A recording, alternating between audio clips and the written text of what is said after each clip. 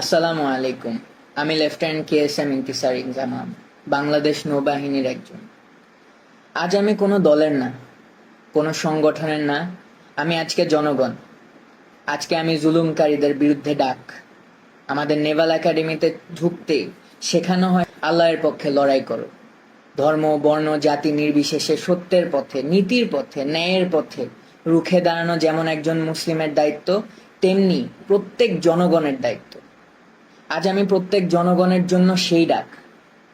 আমার এই ডাক কতদূর যাবে আমি জানি না, তবে বন্ধ করানোর জন্য রাজাকার, বিএনপি ইত্যাদি নাম দেওয়া হবে। দাড়ি দেখে বলবে আমি জামাত শিবির, তবে আমি একজন বীর প্রতীক সন্তান।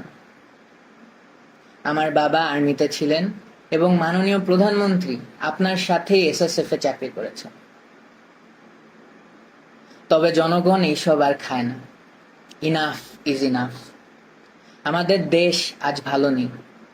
আমাদের জনগণ আজ আর্তনাদ করছেন। এই আর্তনাদ আজকের না, এই আর্তনাদ 2009 সালে যখন 57 জন অফিসার মৃত্যুবরণ করেন, খুন করে ফেলা হয়, মৃত্যুবরণ না। এর মধ্যে ছিলেন আমার বাবার আর্মির কোর্সমেট, আমার বন্ধুদের বাবা এবং আরো অনেকেই। 1971 সালেও এত অফিসারের মৃত্যু হয় নাই। আজকে ছাত্র আন্দোলনের উপর যেই কিল অন সাইট অর্ডার দিয়েছেন, ওই দিন সেটা কই ছিল মাননীয় প্রধানমন্ত্রী? আজকে আমার এই প্রশ্ন সেই সকল অফিসারের পক্ষ থেকে যাদের চাকরি কেড়ে নিয়েছিলেন এক রাতের মধ্যে, এবং পর্যায়ক্রমে আরো যাদের চাকরি শেষ করে দেন। প্রত্যেকটা অফিসার এবং তাদের পরিবারের আতঙ্ক আমার মনে এখনো আছে। পিতৃহীন সন্তানদের কান্না কেউ ভোলে নেই। আজকে ছাত্রদের বিরুদ্ধে এবং জনগণের বিরুদ্ধে যে আচরণ, এই আচরণ কোথায় ছিল বিডিআর জওয়ানদের সাথে? ছাত্রদেরকে রাজাকার ডেকে আপনার ছাত্রলীগকে লেলিয়ে দিয়ে কেমনে পারলেন? কিন্তু সেদিন অফিসাররা কিছু করতে চাইলে কোনো ধরনের সিদ্ধান্ত আপনি দিতে পারলেন না। তো আপনার 2012 সালে থেকে আপনার দাড়ি পড়া ছেলে রাস্তায় দেখলেও তাকে তুলে নিয়ে যান। এমন অবস্থায় গিয়েছে যে আমার উচ্চপদস্থ কর্মকর্তা আমাকে বলছে তুমিও সাবধানে বাইরে যাও, তোমাকে দেখেও তুলে নিয়ে যাবে। তাইলে আপনি এবং আপনার সরকার কি মুসলিম বিদ্বেষী, যেখানে পুরো পৃথিবীর মুসলিমরা ইসলামোফোবিয়ার বিরুদ্ধে যুদ্ধ করছেন? আপনি এই মুসলিম গরিষ্ঠ দেশে ইসলামোফোবিয়া ছড়াচ্ছেন, আমার ভাইদের আত্মমর্যাদায় আঘাত করে মরিয়া করে দিচ্ছেন। সংখ্যালঘু ভাই যারা আছেন তাদের পুঁজি করে সংঘর্ষ লাগিয়ে তাদের ক্ষতি হতে দিয়ে ডিভাইড অ্যান্ড কনকোয়ার মতাদর্শ চালাচ্ছেন। আপনি বলেন ধর্ম যার যার, উৎসব সবার, তবে আজকে আমরা বলি ধর্ম যার যার, সংগ্রাম আমাদের সবার। সাগর রুনি দম্পতির একমাত্র সন্তান মাহির সারোয়ার মেঘ রাস্তায় দাঁড়িয়ে আছে পোস্টার হাতে, জীবনের নিরাপত্তা চাই। 2012 সালে তাদের বাসায় ঢুকে 6 বছরের শিশু মেঘের চোখের সামনেই তার মা বাবাকে নৃশংসভাবে খুন করা হয়েছে। তকিয়ের পিতা রফিউর রাব্বি এর পোস্ট। ছাদে খেলারত অবস্থায় 6 বছরের শিশু রিয়াকে আপনার পুলিশ খুন করেছে। আর 4 বছরের শিশু আহাদ 8 তলার বাসায় বারান্দায় দাঁড়িয়ে বাহিরে তাকিয়েছিল, পুলিশ তাকেও খুন করেছে। সরকার যেমন ভাবে মানুষের নিরাপত্তা দিতে ব্যর্থ, তেমনি আপনি আপনার আশেপাশের পোষাদের নিয়ন্ত্রণ করতে ব্যর্থ। আর আপনার শেখ পরিবার নিয়ে তো আর নাই বলি। প্রত্যেকটা মসজিদে জোরপূর্বক দোয়া করাচ্ছেন, আবার এরা এদের মতো সন্ত্রাসবাদ আচরণ চালিয়ে দেশের মানুষদের ক্ষতি করতেই আছে। ছোট ছোট বাচ্চাদের 2020-এ সুশীলদের ভিতর থেকে যারা সৎসাহসী প্রতিবাদী, এরা সবাই ক্ষতিগ্রস্ত। এবং তার সাথে যুক্ত হলো মেজর সিনহা এবং আবরার ফাহাদের হত্যা। এখন এসেছেন ছাত্র আন্দোলনের বিরুদ্ধে শুট করার বেআইনি সিদ্ধান্ত নিয়ে, এবং এর মধ্যে ডিফেন্সকে জড়িত করে আমাদের আত্মমর্যাদা এবং নৈতিকতার প্রশ্ন এনেছেন। এই জন্যই আজকে আমি একটা জুনিয়র অফিসার হয়েও সকল সশস্ত্র বাহিনীর অফিসার এবং সৈনিকদের পক্ষ থেকে তীব্র প্রতিবাদ জানাচ্ছি। আপনার কারণে আজ সারা বিশ্বের সামনে আমরা লজ্জিত, এবং আমাদের ভাই বোনদের সামনেও আমরা সমালোচিত। ছাত্রদের ছোট একটা আন্দোলন, সেইটার উপায় না করে কেন আপনার এই গেদর লীগকে আমাদের ছাত্রদের উপর লেলিয়ে দিলেন? কেন? এখন আর এটা ছাত্র আন্দোলন পর্যায়ে নেই ম্যাডাম। আপনার এবং আপনার পোশাদের সময় শেষ, ইনশাআল্লাহ। আজ আমার বার্তা শেখ হাসিনার কাছে না, আজ আমার বার্তা সবার আগে আমার সৈনিক, নেভির নাবিক এবং এয়ারফোর্সের এয়ারম্যানদের নিকট। আপনারা আমাদের ভাই, আপনাদের শক্তিতে শক্ত 3 বাহিনী। আপনারা যদি চান জনগণের পক্ষে, আপনারা সবচাইতে বড় ঢাল। অফিসার আছে, চেন অফ কমান্ড আছে, তবে এইসব বানানো কি দালাল রাজনীতিবিদের চাকরগিরি করতে? বীর সৈনিকদের এই কলিজা। আমি জানি যে আপনাদেরও ভিতর অনেক ক্ষোভ, সত্যের পথে দাঁড়াতে না পেরে। আজকেই সময়, এই হয় জনগণের পক্ষে অস্ত্র ধরেন অথবা ভুলে যান যে আপনি একজন সৈনিক। Sir, I am reaching out to all my seniors and juniors within the 3 forces. This is that historic moment, sir. This is when you choose the right side. Let's make a difference. Sir, আমি আপনাদেরকে একজন একজন করে rich করতে পারিনি, কারণ কার মনে কি সেটা বোঝা আমার পক্ষে সম্ভব না। আমার এই জন্যই বের হয়ে আসতে হলো, কারণ আমাদের মনের কথা কারো না কারো তুলে ধরতেই হবে। তার জন্য হলাম আমি বলির বকরা। সবাই আমরা সুসন্তান।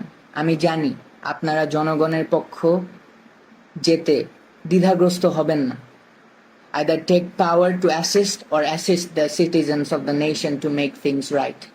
স্যার, 3 বাহিনীর প্রধান স্যারদের নিকট কিছু কথা। জেনারেল আজিজ, বেনজির, হারুন, বিপ্লব কুমার, এদেরকে দেখেন এবং অন্যান্য সকল তাদের ফলেন পনদেরকে দেখেন।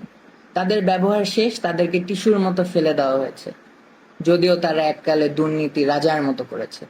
স্যার, সশস্ত্র বাহিনী কোনো পুতুল বাহিনী না। আজকে আপনাদের সিদ্ধান্তের উপর আমাদের পূর্বের এবং আগামীর আত্মমর্যাদা নির্ভর করে। স্বার্থান্বেষী সরকার কার স্বার্থে চলে সেটা আমরা সবাই বুঝি। তাই স্যার, দিন শেষে আপনারাই লুজার। কেননা আজ এই খুনি শোষকদের পক্ষে থাকলে দিন দুনিয়া দুইটাই হারালেন। আমাদের কাজ শেখ হাসিনার জন্য মূর্তি বানানো না, বা লেডিস ক্লাব চালানো না, বা সরকারের পক্ষে পাচাটা কর্মকাণ্ড করা না। যদি থাকতেই হয় তাহলে জনগণের পাশে থাকা। আমাদেরকে ব্যবহার করে করে আমাদের মধ্যে রাজনীতি যেভাবে প্রবেশ করিয়েছে এই সরকার, তার উত্তর দিতে হবে। অনুচ্ছেদ 45 হিসাবে সকল বাক স্বাধীনতা ফেলে দিয়ে বোবার মতো চললেও দিন শেষে আমাদেরও বিবেক আছে, ধর্ম আছে, আমরাও মানুষ। এটাই সেই সময় বিবেকের পক্ষে দাঁড়ানো। এই সিস্টেম বদল আনতেই হবে। জাতি পঙ্গু হয়ে যাচ্ছে, যেটার পরিচয় আমরাই। আমরা এতটাই জিম্মি হয়ে গিয়েছি যে আমাদের ঠিককে ঠিক বলার ক্ষমতা নেই। আমাদের সম্মান, ঐতিহ্য এবং মূল্যবোধ তুলে ধরার সময় আজকেই। অবসরপ্রাপ্ত অফিসারদের প্রতি আহ্বান আমার, আপনারা অনেকেই সত্যের পক্ষে দাঁড়াতে চাকরি হারিয়েছেন, সম্মান হারিয়েছেন।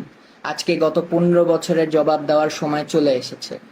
জনগণের প্রতি আহ্বান আমার, 2009 গেল, আপনারা অফিসার না, তাই অফিসারদের মৃত্যুর পক্ষে সংগ্রাম করেন নাই। এরপর আবার 2018-তে ওরা এসেছিল 18-র কোটা আর নিরাপদ সড়ক চাই আন্দোলনের ছোট ছোট বাচ্চাদের, ছেলে মেয়েগুলোকে গুম খুন করতে। এবারও আপনি কিছু বললেন না, কারণ এই ছেলে মেয়েগুলো আপনার সন্তান না। 2020-এ ওরা আবার এসেছিল সুশীলদের ভিতর থেকে, যারা সৎসাহসী প্রতিবাদী, তাদেরকে গুম খুন করতে। তারপরে আপনি কিছু বলেননি, কারণ আপনি ওদের মতো সুশীল না। এখন 2024-এ ওরা এসেছে আপনাদের নিজেদের সন্তানদেরকে গুম খুন করতে। এখনো আপনারা বলছেন আপনার সন্তান না? যেদিন আপনার সন্তান হবে সেই দিন পর্যন্ত অপেক্ষা করবেন?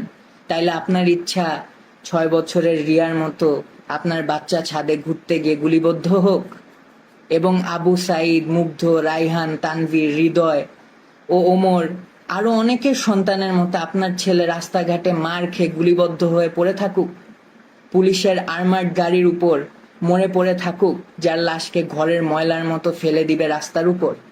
আপনার ছেলে নিরস্ত্র হয়ে কোনো বিল্ডিংয়ে ঝুলে আশ্রয় নিয়ে থাকা অবস্থায় এই খুনি সরকারের লোক এসে নির্দ্বিধায় গুলিবদ্ধ করে মেরে ফেলবে, এইটা চান?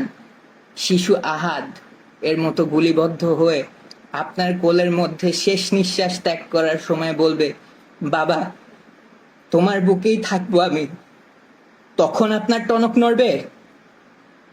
এটা না চাইলে ধর্ম বর্ণ নির্বিশেষে রাজপথে আসেন।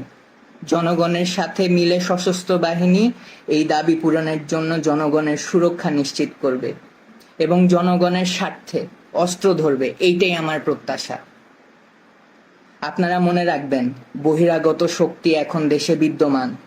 তারা অনেক উপায়ে দুই পক্ষের মধ্যে সহিংসতার সৃষ্টি করতে সন্ত্রাসী কর্মকাণ্ড চালাবে এই খুনি সরকারকে টিকায় রাখতে।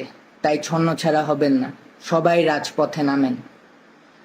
আমাকে অনেকেই বলেছে, বাঙালি এই বাঙালি সেই, দেখবি পিছে কেউ আসবে না, তুই একাই মরবি, তোর গোষ্ঠী সহ মরবি। তোর নেভির এবং এয়ারফোর্সের অফিসারদের এমনিই নাই কলিজা এবং সংখ্যাও কম। তোর আর্মির বাপেদের 2009-এর পর রক্ত শুকিয়ে গাদ্দারি রক্ত হয়ে গিয়েছে, আরো কত কি। আমি কি বলেছি জানেন? আমি বিশ্বাস করি এই দেশে এখনো ঈমান বেঁচে আছে, দেশে এখনো বিবেক বেঁচে আছে, আমার বিশ্বাস বেঁচে আছে। এবং আমার বিশ্বাস যে আমার মতো সবার বিশ্বাস বেঁচে আছে এবং থাকবে।